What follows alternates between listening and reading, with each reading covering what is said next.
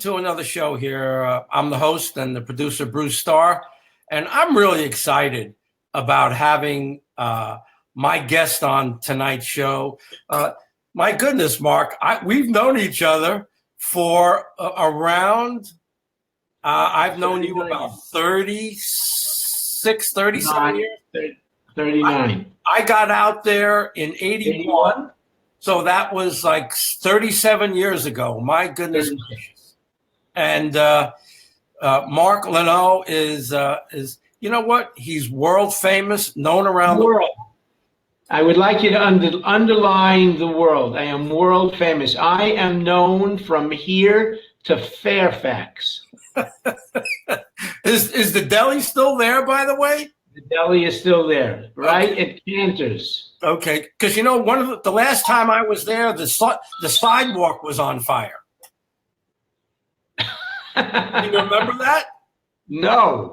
The whole sidewalk on Fairfax was on fire. Fire really? Coming up out of the cracks in the sidewalk. Wow. I'm serious. Trees were burning. That made people, wow, that would make you anxious. They must have had a pipe explode underneath the ground, and the sidewalks were on fire. You can't make that up, okay? So it happened.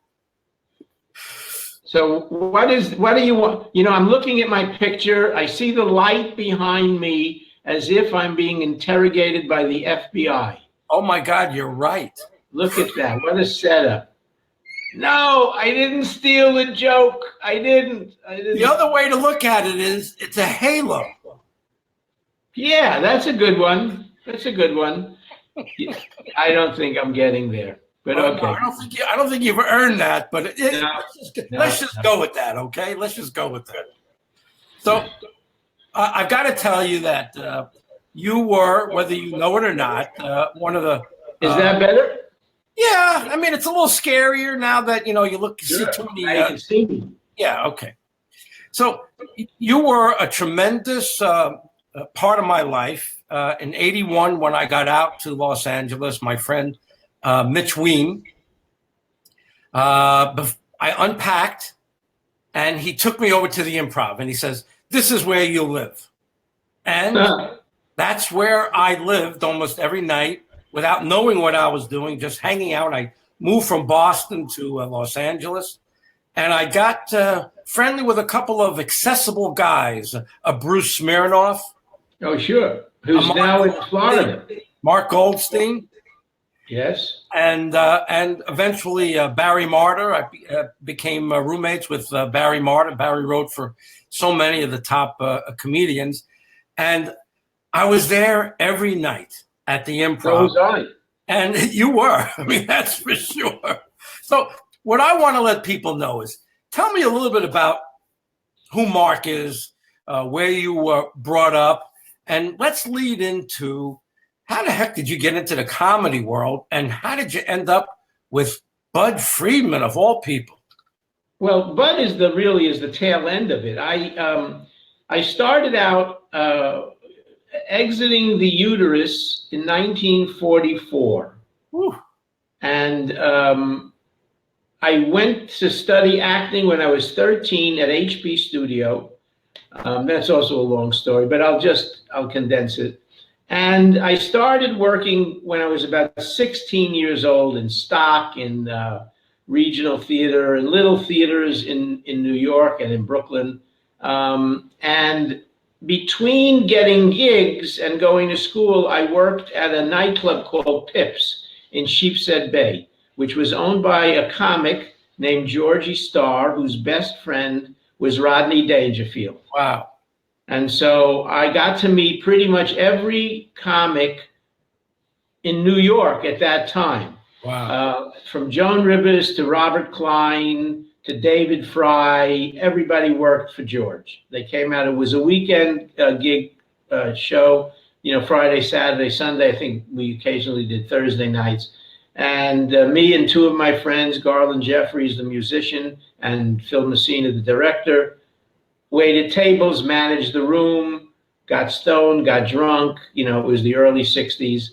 And so I knew about the comedy world. And the first TV series I did when I went to Hollywood was because Joan Rivers created it. It was Husbands, Wives, and Lovers in 1977. And I got it. I mean, I did a brilliant audition, an absolutely brilliant audition. But Joan gave me the job. And so from Pips in Brooklyn to television in Hollywood came through stand-up comedy.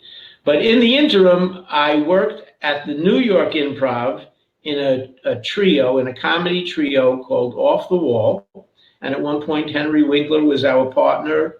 And then after Henry left, there were a bunch of people. We were a lazy improv group. We never replaced people. We started out like all improv groups with a whole bunch of people, like 8 or 9 people. And when people left, we didn't want to recast. So from 8, we went to 7, to 6, to 5, to 4. And eventually we were 3, and we began to work as this threesome called Off the Wall. And we opened for Maynard Ferguson at the Bottom Line. We opened for Frankie Valli in the Four Seasons. We worked Grandma Minnie's in Philadelphia. We worked the Bottom Line in Manhattan. We worked. And I got an opportunity to come out for a vacation with a friend, my wife and I, Madeline Kahn, when she was shooting The Young Frankenstein. Wow. And my agent in New York said, when you're in New York, and when you're in LA, why don't I hook you up with my co-agent? He'll send you out. You get a job. You'll pay for the vacation. Oh, great idea. So I went. I met the guy. He sends me out, and I got the first job, Spencer's Pilot. It very short-lived, and then he started sending me out, and I auditioned for Husbands, Wives, and Lovers. I got that. I also auditioned for a movie, Thank God It's Friday. And pretty quickly, I began working all the time, and I never went back to New York. I mean, I went back to New York to pack up my things and move permanently out. And then I worked and I worked and I worked. And about 1979, the early part of 1979, Budd had divorced his wife, and she had taken over the New York club, and she didn't get along with the then partner, Chris Albrecht, who moved out to LA, and Budd was having trouble with the room, and Chris said, you and I will buy Budd out. So we started negotiations with Budd. This was actually earlier than 79 because I became a partner in 79. So we started the negotiation, but it really didn't go anywhere. It went on for months. I mean, I have a letter of inducement from September of 1979 where we had already finished negotiating, and Budd had said, I really would like you as a partner, not the two of you. There was actually a third person at one point, a guy named Steven Ziplo. So I talked to Chris. He decided to become a manager, and I bought into the club in 1979 and became a partner, and I've been there ever since. So that's how I got into the stand-up comedy, owning the room business. But I've been an actor. I've been a performer since I'm 13. So Chris ended up going where? Well, Chris was first. I think he tried to be a manager. Then he was an agent. It didn't work out too well, and then he became head of. He went to work in the production department of HBO, and then became president of HBO. And he's the guy who created all of the great comedies. He really established a hell of a lot of comics, and all of the people he knew, all the acts he knew from the Improv in New York, when it was in New York. Wow. So tell me about that first year or so, working with Budd, and what was that like? Well, it was interesting because, I mean, I'm not talking out of school. Budd is a character. He's full of himself to a great extent, and he's a little shaky on the business side. And it was wild because, as Robert Klein used to have a joke, the Improv in Hollywood is the only club you have to use the paper towel to enter the toilet. You have to put it on the doorknob so you don't catch anything. So when I got there, I really had to, clean the place up. It was very dark. It was very closed. I took out the ceilings. I put in skylights. I broke out the front wall. I really just changed everything. At one point, we were going a little crazy, and I suggested to Budd, we had become the hot club in Los Angeles, maybe in the country. That's right. And there was once a review, and it said, if you can't get laid at the Improv, you can't get laid. And I think it was in the Hollywood Reporter. That's a real review that appeared in the newspaper. That's how hot the club was. It was incredible. And I said to Budd, all the comics, they come off the road, and almost before they go home, they come here. Yes. Why don't we put in showers and a steam room? He looked at me like I was crazy. I said, no. We'll buy them robes. It'll be like a club. They'll come in, they'll go upstairs, they'll shower, maybe they'll have a steam, they'll put on the robe, and they'll come down and have dinner. They come in anyway. They come in to have dinner before they go home. So we'll make it. He went nuts. He went absolutely crazy. And to this day, I think that would have been an incredible idea. We would have had to get a license, and I'm sure they would have asked for massages, and maybe Budd would have given them massages. I don't know. But, so it was really one of the most exciting times. We went from one show a night to 3 shows a night, 7 nights a week. Yeah. It was incredible. Absolutely. And there's nothing like, I believe that was the true golden age of comedy, right? Yes. At 80, 81, 82. I mean, yeah. For me, I think we talked about this earlier. I was a guy hanging around, and Barry Marta's my roommate, and he was writing for everybody in town. And he said to me, why don't you be an agent for these guys? They like you, they know you, and William Morris is not going to take the time to book them for $2,000. You do it. And I said, great. I ended up with, some great guys: Howie Mandel, Murray Langston, the unknown comic, Paul Reiser, Bobby Slayton. The list goes on and on and on. It was unbelievable. Would you say that was definitely a golden time of comedy right at that time? It was the time of discovering new comics. In 1978, Les Moonves, the president of CBS, was our bartender. Oh, my God. The amount of stars of different categories worked. Callie Curry, the writer of Thelma and Louise and Nashville, was a waitress. I knew her. Used to date Richard Lewis. Everybody, at one point, I believe in the New York club, Dustin Hoffman played the piano. Al Pacino painted the walls. Everybody. Bette Midler. Bette Midler. When Budd was managing, that was his first client, was Bette Midler. Yes, everybody came through that club. It was really the place to be seen, and it was very exciting. I mean, people were making careers all over the place.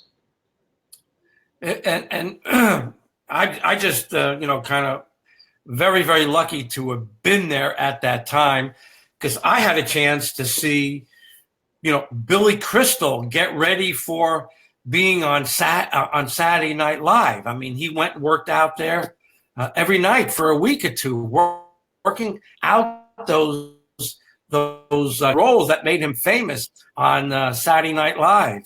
I remember seeing Larry David come off way before anybody knew who Larry David was. And he came off the stage, and he was in such a sweat, and he just had a bad set. He was cursing and Larry always had a bad set. We used to, when we worked the New York room, we would very often follow him. A lot of people followed him, but we would follow him. But when you followed Larry, you had to stand in the room because he rarely finished the set. He was always upset. He was always getting pissed at people and walking off, or he wasn't going well. And so then you had to run on. And if you weren't in the room, they'd have to go hunting for you. So it was really, but he's a great guy, and he's a genius comic, and very, anyway. But yeah, that was something else. Tell me how Evening at the Improv came about, because man, that was a landslide for everybody and everything. Well, that was the show, the TV show that really introduced the country to stand-up comedy. Stand-up comedy before Evening at the Improv was a very small art form. There were enough people to keep nightclubs open, but it wasn't all over the map. It wasn't television shows. It wasn't big venues. It wasn't great concerts, unless you were, a rare a George Carlin. But back then he couldn't fill big houses. But Bob Hope, that kind of an act. Jerry Lewis, Dean Martin. They really were movie stars or television stars. And once we established, it found this home on A&E, and we ran for 11 years. Whoa. And it opened up the world of stand-up comedy until every guy thought they could open a stand-up room in a barber shop. All you need is a light and a microphone, and charge people $10 to come and watch me tell terrible jokes. And so it really grew. It was a one line up, a straight up economic expansion for probably, I would say 10 or maybe 15 years, until the early 90s. How did that come about? Well, who approached who? Do you remember? There was a guy from Canada, and I don't remember his name, who approached Budd and made the deal. And it was kind of a half-ass deal, but it wound up to be this incredible success. It did incredible things for the art form and everything. Oh yeah, I remember seeing Jim Carrey. There was so many people that came out of that show that did phenomenal on that show. That came out of it and went on to some incredible things. Right. Well, there was a point when we could honestly say there wasn't a comic working in the United States of note who didn't work the Improv first. And we're talking hundreds and hundreds and hundreds of comics. Tell me about some memories about some of the, the bigger guys, the household names that you could share that, people might not know. I'm not looking for dirt. Just interesting stories. Okay, so there was a round table. The round table actually is still there in the club. I remember that. I was there. And, so when the guest host, the show was set up, there was a host, and then there were comics, and the host would introduce each of the comics, very standard kind of setup. And we'd rehearse in the afternoon, and before the show, we'd get around the round table, or after the rehearsal, we'd sit around and we would just, tell stories or whatever. So I'm sitting there with Milton Berle. I don't remember who else was at the table, but there were other comics, obviously lesser known than Milton Berle, and we're all telling stories. So the story, a joke, and the laugh, and the thing, and Milton Berle tells a joke, and everybody laughs. And I, as is my wont, I throw in a sarcasm, and I get a bigger laugh than Milton Berle. He turned around and slapped me so hard, he knocked my glasses off. And there was a silence, because those were the years when my temper was rageful. And I just went, "You shouldn't do that, Milton. I'm going for coffee now. Would anybody like some?" And I got up and I left. But he turned around and he said, as he slapped me, "Never top me." Oh my God. I went, but That's a fact. That's a true story. I don't remember who the comics at that table were, but there was a silence. Woo! He was a piece of work. He was phobic, and so during the day, except for that moment when he hit me, everything was cool. He was, and before the show, I don't remember, 7 o'clock. So we're looking for Milton. There's no Milton. There's no Milton. It's 6:45 now. There's no Milton. Looking for Milton. It's 6:50, and someone comes in. He just got to the dressing room. He'll be okay. He'll be here. He'll be here. Okay. It's 6:55. Is Milton coming?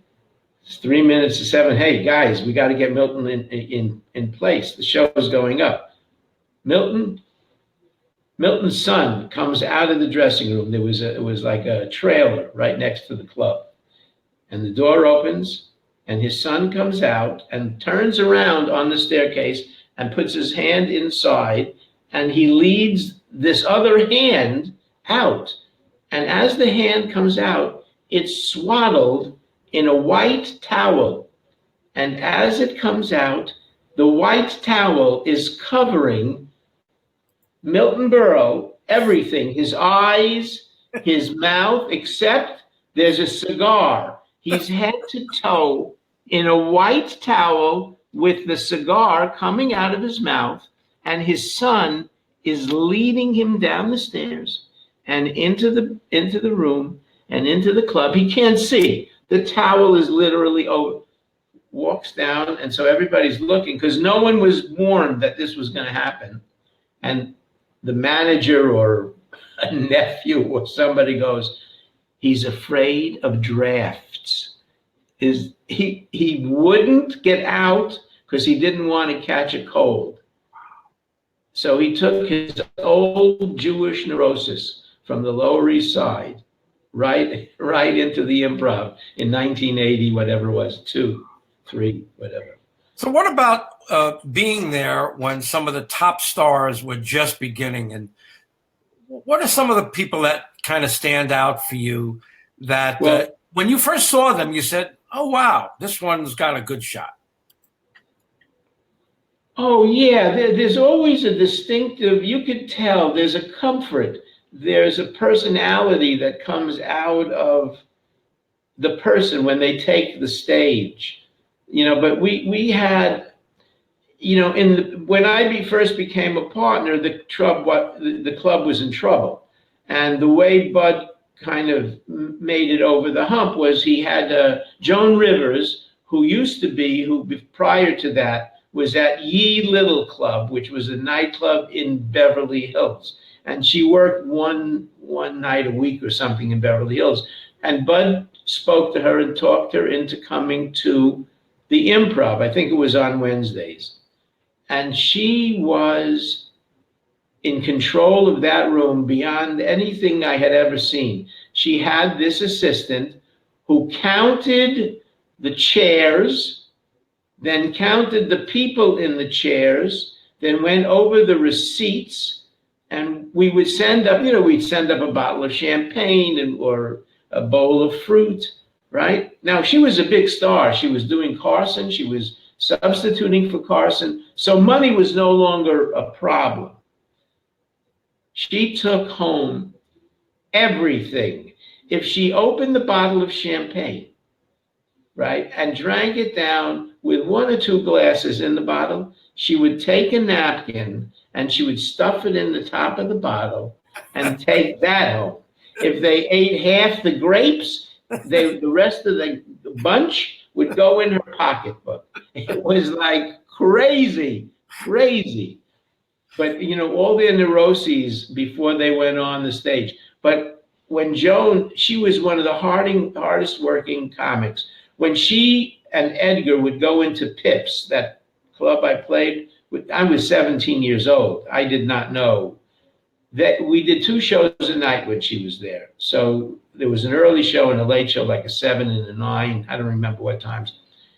They would do the show downstairs, and George lived upstairs. And they would go upstairs and rewrite the set, rewrite 45 minutes of material. Now, not the whole thing, but notes, come down and redo it. Come back the next night. Everything was rewritten. They would do it, Wow. the 7 o'clock show, go upstairs, rewrite again, come down. They did that for weeks and weeks and weeks on end before she went out onto the road. It was incredible to watch the work ethic of this woman. Phenomenal. And now George Schultz, this is a little known fact, is the man who gave Rodney the "I don't get no respect" line. Huh. They were friends forever from when they were kids. George was a comic. He couldn't take the rejection, so he didn't continue on. He opened the club, and Rodney would come in. We would go out drinking with them. In New York, we drank at 18, so it was fine. And many years later, this is after I was already in Hollywood. I think I was. I heard that George and Rodney stopped talking. Now we're talking friends of 40 years. And the story was that George was at a radio interview show with Rodney. And the interviewer, whoever it was, asked Rodney, how did he get the line, "I don't get no respect"? And with George sitting outside, he said, I came up with it. One day I came up with it. And George got so offended that he confronted Rodney in the hall. And Rodney, come on, what's the big deal? And they never talked again. I don't think they ever talked again. That was really sad. Anyway, that's a little... I have a Rodney story, and I wanted to get around to asking about this. There's so much I want to talk with you about. But you remember Monday nights? I'm sorry about this. Monday nights. The dance night. The dance nights. So I was there one night, and Rodney walks in with a 2-piece light blue polyester suit. Right? The place is jammed, dancing. I remember Bette Midler was there, and she didn't really come dressed up. She came in as, like bum dress, and I recognized her. But the place was jumping, and Rodney walks in with a big chocolate stain on his 2-piece polyester suit. Of course. Why not? Well, he used to wander around the club in his underwear, but in a bathrobe with an Evian bottle of supposed water in his pocket, but it was gin. And he would go up on stage. He'd say, I want to go up, Mark. Can I go up on stage? And he would go up on stage, and the house would go crazy. And he would do old jokes, or he would break in new material in his bathrobe and bedroom slippers. Oh, my God. Pants on underneath. Those little skinny old man legs coming out from underneath the old terry cloth, ripped up. That's what he did. I mean, he was like a bag lady. So the other question I wanted to ask, and by the way, that Monday night, boy, you turned a dead night, a quiet dead night into, the people, Bruce Willis, Michael J. Fox. Bruce Willis taught me to ski. We went skiing, and I said, he and Bruce DiMattia and Carmine, we were all hanging out together. And I said, where are we going? We're going to go to Mammoth. We're going to go skiing. Skiing? I don't ski. What do you mean? You ski. What are you talking about? Guys, I never skied in my life. I'm in my mid-30s or something. I go, I'm not going to learn to ski now. Yeah, you're going to learn to ski. So we go up, and they rent me skis, and they take me to the bunny slope, and they go, okay, so this is a snowplow, Mark. So they show me, you do this for 10 or 15 minutes, we'll be back. And they leave me. So now I'm practicing snowplow. And 15 minutes later or whatever, they come back, they go, let's see you. Oh, good. This is how you turn, Mark. When you want to turn right, lean on your left ski, turn left, lean on your right. You practice that. We'll be back in 20 minutes. Okay. Come back in 20 minutes, turn left, turn right. Okay, I show it to them. Come on, let's go. Where are we going? It doesn't matter where we're going. Come on. So him and DiMattia take me by the arms, and they take me over to the lift. And I go, where are we going, guys? Don't worry. They put me on the lift, literally lifted me onto the chair. We're going to the top of the mountain. I have never skied in my life. I go, you guys are crazy. This is nuts. I'm going to break my leg. You won't break your leg. We go to the top of the mountain, and one of them stood with me. The other goes down maybe 50 yards, maybe 100 yards. And they go, this is what you're going to do. I'm going to ski next to you. You're going to listen to me, and you're going to do what I tell you to do. And when we get to Demadia, I'll ski ahead, then Demadia will take over, and then you'll get to me. And so it was Willis and Demadia all the way down. And by the time I got to the bottom of the hill, I knew how to ski. Wow. And then the rest of the weekend I skied. They would go off and ski by themselves. I would make 1 or 2 runs with them. And then after a while I caught up, and I went with them skiing for years.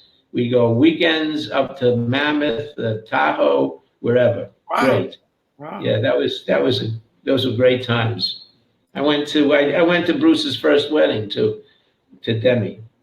Wow. That must have been nice. Very cool. Very cool. So Little Richard was the minister who did the vows with them. Wow. It was a rock and roll wedding. It was great. Wow. I remember, you had some of the biggest stars in the world were hosting the show, hosting Evening at the Improv. I mean, I got a chance to meet who's the scary guy. I can't think of his name right now, but Bela Lugosi. Who's the scary guy? Well, all right. I'll think. Christopher. Robbins. So I mean, just by being in the audience and hanging around, I met and saw and had a chance to really appreciate up close some of the great performers, even the hosts, and then there was the comedians. But I have a thought in mind. Who was one of the most unusual comedians that would really test the audience, and wondering if he really tested you and Budd when he would pull some of his shenanigans when he was up on stage? Well, Andy Kaufman, for sure. But there were a lot of them, not as crazy as Andy. Andy was unique. He was a great conceptual performance artist. Yes. In the genius category. Yes. I remember he was at the Wiltern Theater. I think he was at the Wiltern Theater, and he did, Foreign Men and all of his regular characters. And then at the end, he pulled one of the greatest performance stunts ever. He gets out on stage, he gets a standing ovation, great show. And he says, I like to have milk and cookies. Right. After every show before I go to bed. Right. Sometimes it's lonely. So I'd like to invite all of you to have milk and cookies with me. We're talking 1,200 people. It's a sold out house. So everybody starts to murmur, what's he talking about? So this is what I've done. I've rented buses. They're outside, and they'll take you to the the spaghetti factory. Wow.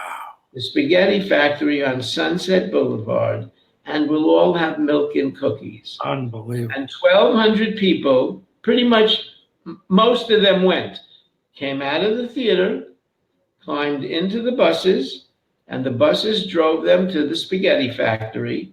And Andy went first, was standing there in bedroom slippers and a bathrobe, handing out little square, like pints or half pints of milk and chocolate chip cookies to every person who came into the restaurant.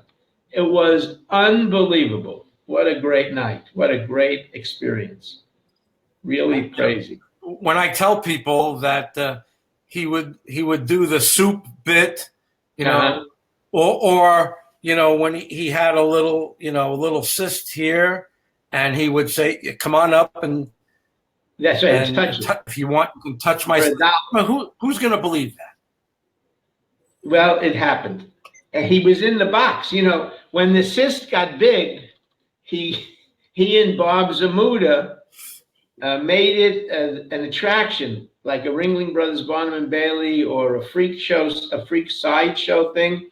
And for $1, you could stick your hand in this big, it was like a refrigerator box, a cardboard box. You'd stick your hand in to touch the cyst. He was crazy. Or, that my wife, Joanne, the shill in the wrestling, right? In the wrestling didn't show. And he needed a woman. So he asked Joanne to do the wrestling. Oh my God. And she said, yeah, sure. So anyway, so they're rehearsing up in the, getting the moves.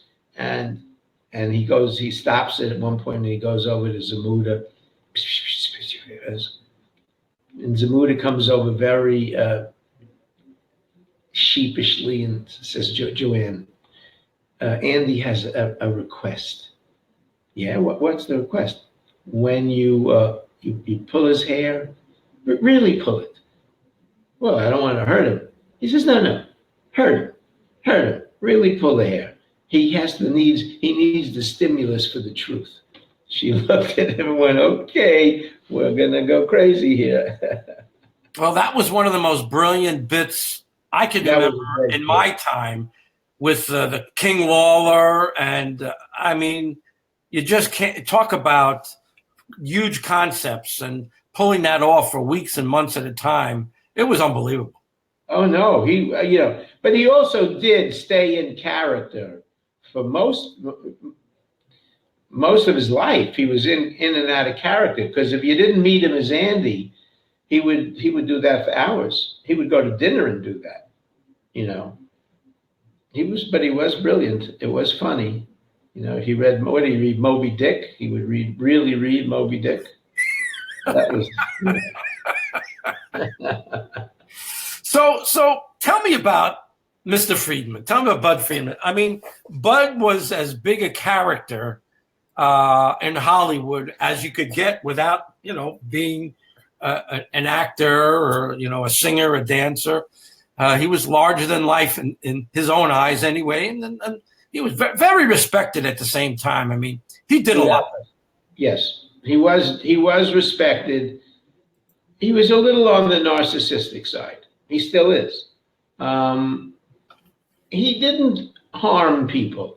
Right. He wasn't mean, but he was egocentric. And he offended people. The people who got hurt by him weren't hurt because he went to get them. But he would be talking to you, and if he felt someone more famous than you had just walked in, he'd walk away from you. Yeah. He'd walk away without saying, excuse me, someone more famous than you just came through the door, so I'm not going to talk to you anymore. That he would do that, but he wouldn't, but he was an attraction. He came from PR, the club really wasn't his idea. It was his first wife, Silver's idea. And she found it. She was in the chorus of a show. She was a Broadway dancer, and she was in the chorus of a show. And she found this Vietnamese restaurant on 44th Street and said, why don't we rent it? So you'll have something to do. You'll have a steady job. And it'll be a bar. It didn't have a liquor license in the beginning. It'll be a coffee house. And I'll bring all my friends from the shows in to entertain. That's how the word improv came. That's how it became improvisation, because the night was improv. Wow. So, but the people who were on Broadway at the time were Judy Garland and her daughter Liza Minnelli, Bette Midler, these enormously incredible or soon to be incredible stars. And so you would go in for a cup of coffee, and he used to buy the cake at Smiler's, which is for people in the West, it's like a 7-Eleven, and he didn't have a wholesaler. He would bring in this retail and then throw $3 on top of it. But you would sit there for a cup of coffee, a piece of cake, or maybe a cheese sandwich. I don't remember what was, and French fries. It was nothing to write home about. You'd see Judy Garland sing. You'd see opera people from Carnegie Hall sing. but really stars, major people. And then one day, and I never remember the name of the first comic. A comic came in and said, "Would you mind if I got up and did a set?" He said, "Yeah, just go right ahead. What do I care? Just do 5 minutes. I don't know." He went up and he killed. And when he said, "Hey," so Bud said to him when he came off, "You did a great job. Why don't you come back?" He said, "Yeah, I'll bring my friends. Is that okay?" He said, "Yeah, bring friends." And the next day he showed, Bud came at 3 in the afternoon to open the room, and 4 in the afternoon. And there was a line of 25 comics, 30 comics waiting to sign up because there were no rooms that did comics. So at that point, it wasn't enough to do a comic every set. So what they did was they would do singers by little until they really did singer, comic, singer, comic, singer, comic. And that's the way. And then it became, 3 comics, 1 singer. Then it became 2 singers a night. Then it became no singers. So that's why the piano is on that stage, because people actually played it and used it. And the thought that Bette Midler was a waitress and one of those singers that was looking to get up there and sing. I'm not sure Bette was ever a waitress, but I'm not sure about that. That was before my time. I became a partner in 1979, even though in Bud's book, he says it's 1989. Yes, he does that. He doesn't want me to get too much credit. Oh my God! I love the man, but I have signed contracts. Okay. I looked at it. I went, he went, I went, Jesus. Anyway, so yeah, he just offended people, but he never set out to hurt people. He's not mean spirited. No, not at all. Not at all. Not at all. It's a pain in the ass, but he's not mean spirited. So tell me like one story that was. Feel free to pick the one that would really show your relationship with him and the challenges and what it took to run the Improv. Okay. Well, to show the challenges of working with Budd Friedman, no matter what I did. Now, a lot of the time, I won't say most, a lot of the time, some of the time, he was he just accepted, there was no problem. We didn't have fights all the time. But he would get anxious when there were big things happening. And we had a sold out house, and I was working from noon, setting up the room, making sure everything was working, making sure the bars were started. I was exhausted. And I don't know where he was. He didn't show for that day. Not that he didn't work. So don't assume that. That's not happening. But he walks in about 4 o'clock, 3 o'clock in the afternoon, and the entire room is basically set. And I just finished working my ass off, and we were short on help because they weren't called in. We didn't want the payroll to get out of hand, so we only had 1 or 2 of the male waiters and me, and we're schlepping tables and chairs and setting up. It's a 275 seat room. It's huge, and everything is set. And there's 1 chair. The room isn't open yet. 1 chair is sitting in the aisle, and Bud walks in at 3 o'clock. I'm exhausted. I'm annoyed as hell. He walks over. He doesn't say a word. He walks over and he picks up the chair and he moves it and he yells at me, "This is against the fire code. You can't have a chair in the aisle." And I lost it. I picked up a chair from the other side of the room and I threw it at him. I shouldn't have done that. I didn't really mean to hit him, but I was so furious at the man. But he had a way of doing that. I remember Rick Dukeman this, I embarrassed myself, but I was livid. Rick Dukeman wanted to do a special, and he wanted to tape it at the Improv. And I don't know why Bud didn't want it taped at the Improv. I have no idea. I go to Bud, I talk him in, and it wasn't easy to talk him in. He had a thing against Rick. I don't know, because that's not really what Bud usually did. So Rick must have done something, or they had words. But I did talk him in, and it took a while. I talked him in. And we had so they screened the special. They screened the special at Trader Joe's, not Trader Vic's, Yes. the Hawaiian type restaurant. Yes. And we were all sitting there, hundreds of people, and the special screens. And at the end of the video, there's no mention of me, but there is a slug line. I'd like to thank Budd Friedman for all the work he did to get this special produced. And those were the years I had anger managed. I jumped up. Bud knew, because he got up and he started to walk out. I don't know whether he knew that was on the video. What the fuck? Are you kidding me? You didn't want him? Screamed. I ran through the restaurant, ran through Trader Vic's, screaming at him. So there were moments.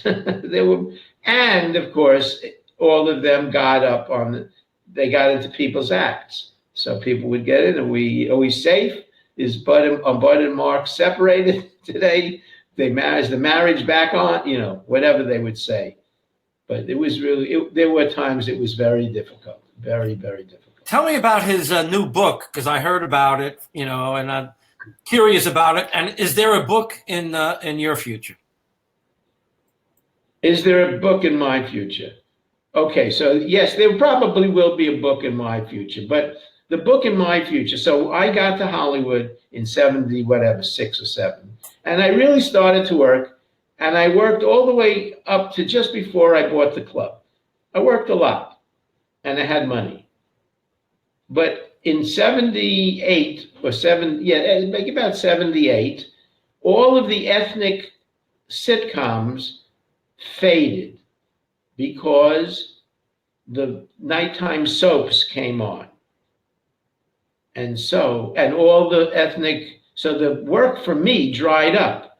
My face wasn't going to work on a nighttime soap. You had to be very blonde and blue-eyed, blah, blah, blah. So my memoir is going to be entitled, How I Got Into the Comedy Business. There Are No Jews on Dynasty. That's the title. So do you have a book sort of in your mind? Or? It's in my head, yeah. It's in my head. I'm not doing it. Bud's book is okay. Some of the facts are not exactly correct.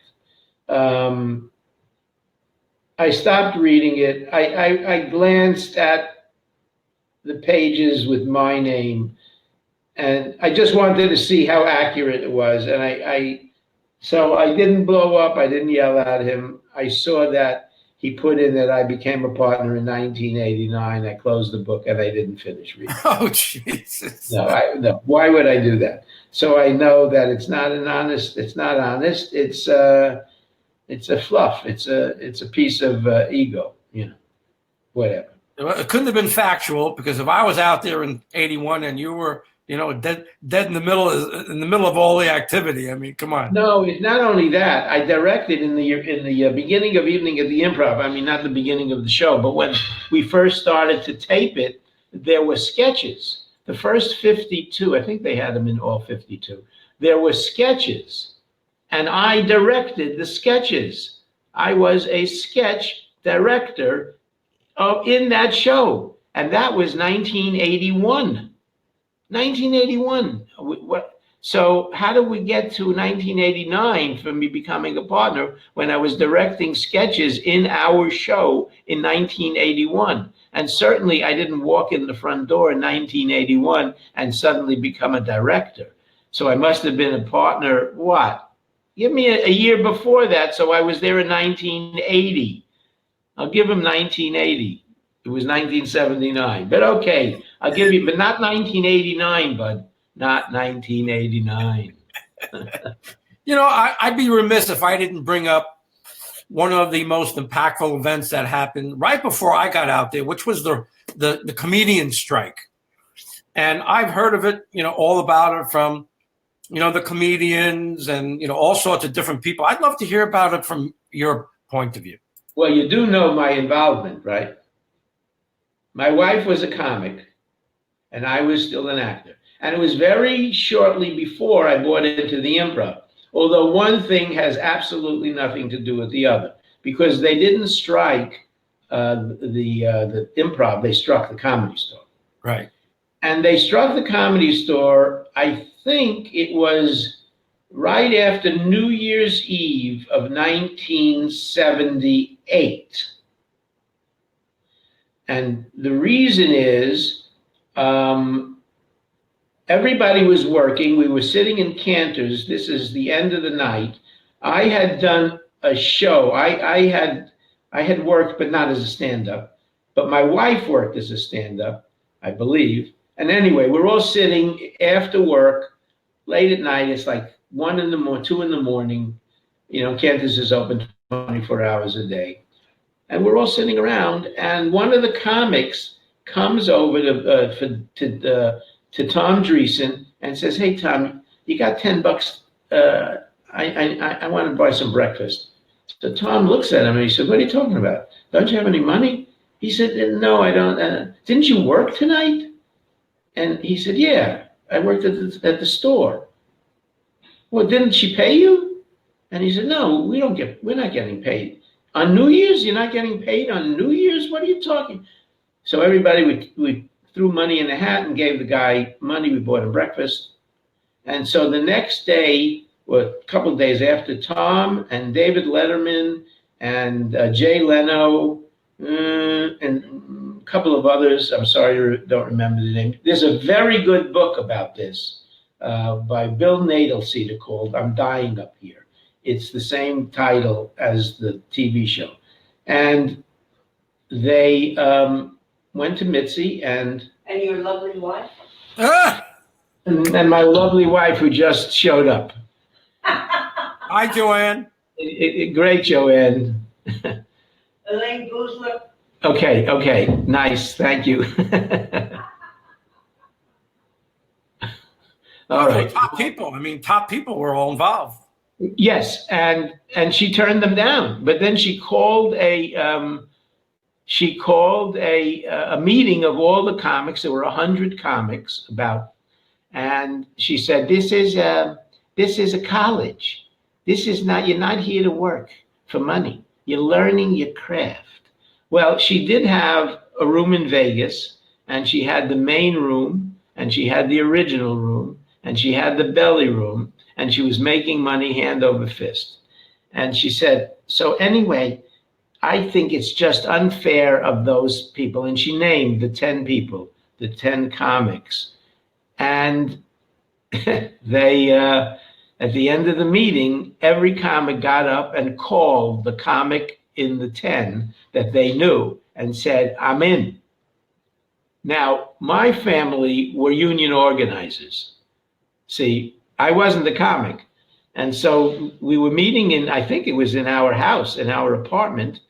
And what are we going to do? Where are we going to be? And I said, "Guys, you got to organize a strike." "Well, how do you do that?" And I knew how to do that. So I helped them organize the strike. And we had pickets for 24 hours a day for 7 weeks. Wow. We got the Teamsters not to cross our picket line. So they would leave the liquor on the sidewalk. And then there was a meeting, I believe it was the National AFTRA meeting at the Roosevelt Hotel. And I said, "We all go, we make speeches." So we went, and Biff Maynard got up to speak for them. Tom Dreesen was going to speak for us. And Biff went first, and he's in a room of 150, 200 union organizers. I'll say that again, union organizers.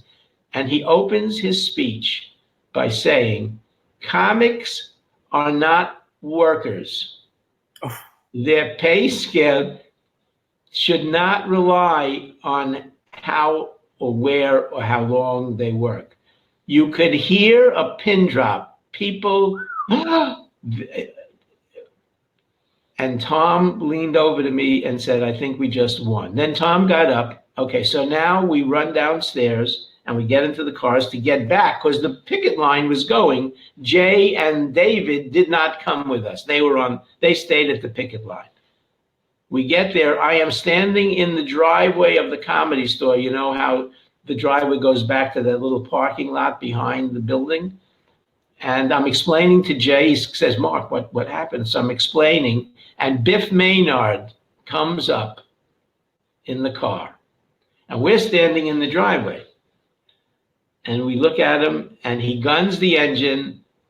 And, we go, he's that. And he comes at us with the car. He didn't try to hit us, but he got close.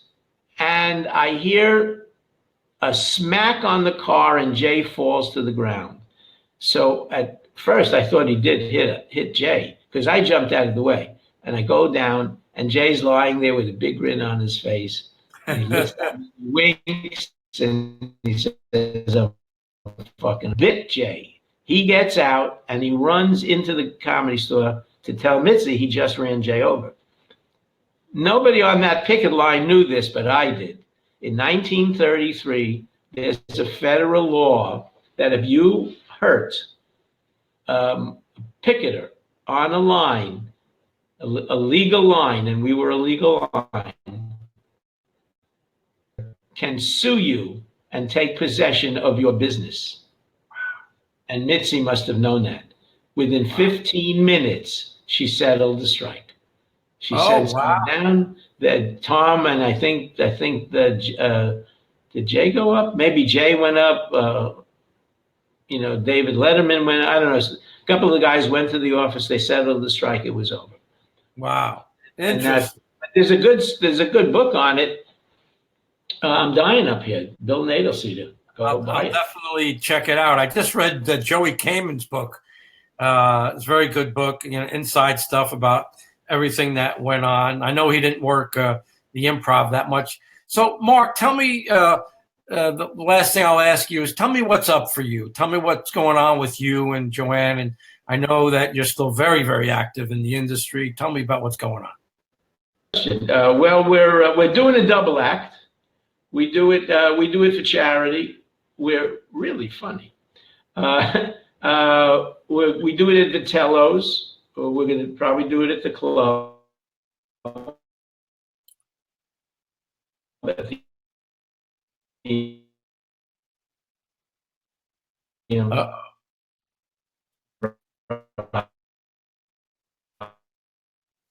So we called.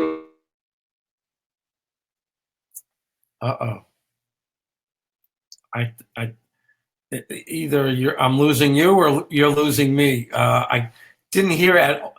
Just repeat it again. I didn't hear anything. It got lost in the internet world. So say the last 30 seconds.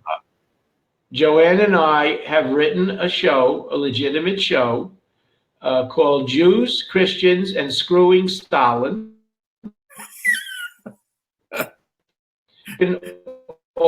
Interview in Los Angeles. At the moment, it's a 6-week run.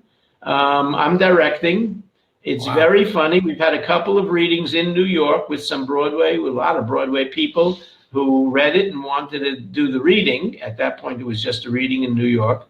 And we're going to try and get it to New York. But this will be a full production, sets, costumes, lights, the works, building it from the ground up.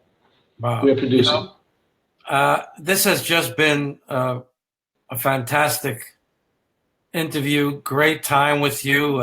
I appreciate you opening up to me and being on the show and sharing your life and sharing your history. I've always had a lot of respect for you. We didn't get to know each other that well, but I always, from a distance, had a lot of respect for you. And I'm really glad that you accepted my invitation to come on the show. Well, I thank you for asking me, and this was fun. It's nice to reminisce.